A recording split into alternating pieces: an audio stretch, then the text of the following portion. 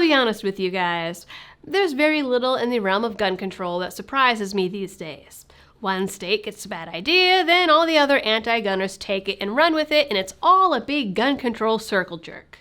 But this new bill in California to ban gun raffles and force FFLs to create buyback programs for the state, yeah, this one's impressive. Keep watching for all the details.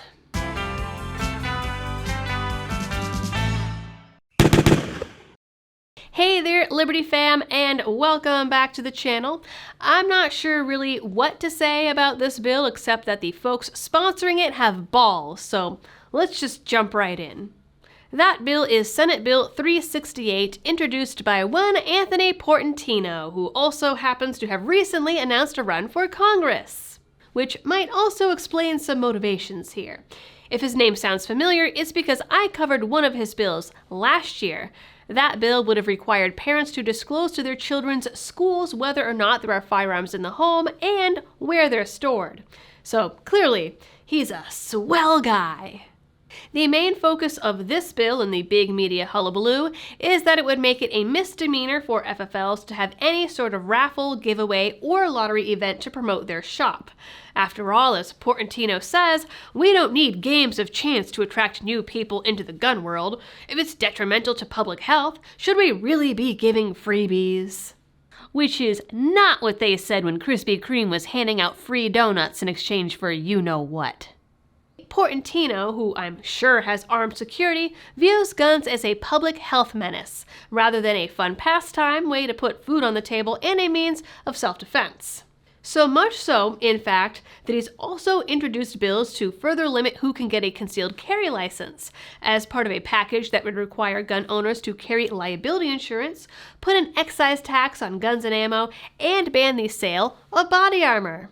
But I think the more insulting and insidious part of this bill is the part that would require FFLs to set up buyback programs. You know, like the ones that the state runs that'll give you a $50 Visa card. Those buyback programs. Part of the bill would require FFLs to hold on to voluntary surrenders from folks who are feeling suicidal. Fine, great, that's a decent idea. I don't think it should be required, but it would be nice to create the framework to allow FFLs to do that and give gun owners down on their luck another option besides relinquishing their guns to the cops for, let's face it, probably forever. But it would also require FFLs to pay people for surrenders and then give those guns to the police to see them destroyed. Many FFLs already buy used firearms from people. Then they clean them up, pop them on the shelf, and sell them.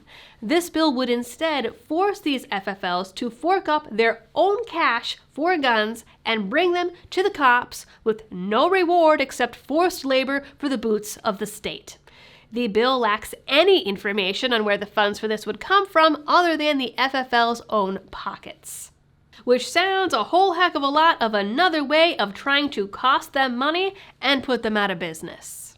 Finally, it would add to the list of misdemeanor crimes that prohibits someone in the state from owning a gun for 10 years and would set up a way for the state to extend that ban. That process would be like a background check, according to Portantino, and would also include an investigation of the person's social media, which pretty sure was struck down already as illegal, but we all know that California doesn't care about that. Alright, that is it for this video, guys. You know the drill. Please like, share, and subscribe if you're new here. Drop a comment down below for the algorithm. And as always, thanks for tuning in, and happy shooting.